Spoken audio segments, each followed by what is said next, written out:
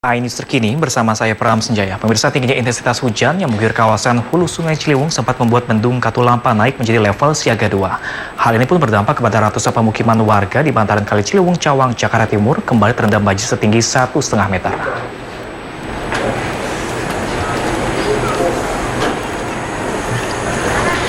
Hari ini aktivitas warga di kawasan Kampung Arus Cawang, Jakarta Timur mendadak lumpuh total. Aktivitas warga terganggu lantaran banjir kiriman dari kawasan hulu Sungai Ciliwung sudah mulai tiba dan merendam ratusan pemukiman warga di kawasan ini. Tingginya intensitas hujan yang mengguyur kawasan hulu Sungai Ciliwung masih menjadi penyebab utama banjir kerap kali melanda kawasan ini. Bahkan malam tadi, bendung Katulampa sempat mencapai level siaga 2 atau pada ketinggian 160 cm. Hal ini pun membuat sejumlah warga yang hendak beraktivitas terpaksa menggunakan perahu karet. Meski banjir, namun sejumlah warga di kawasan ini mengaku belum mau mengungsi. Warga masih bertahan di lantai 2 rumah mereka sambil berharap banjir akan segera surut.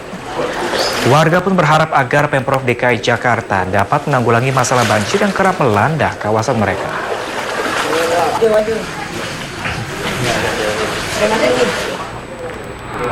Sementara itu, pemirsa, seorang penumpang korban kapal Rafflesia 2 siang ini kembali ditemukan dalam keadaan tewas. Korban ditemukan terjepit kabin kapal oleh tim penyelam.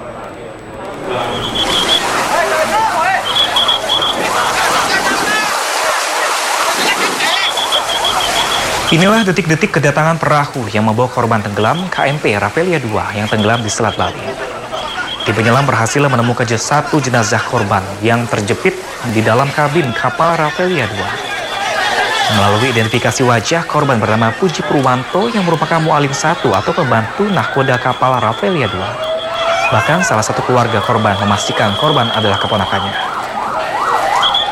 Selanjutnya jenazah korban dievakuasi ke Rumah Sakit Umum Daerah RSUD Belambangan, Banyuwangi untuk keperluan otopsi lebih lanjut.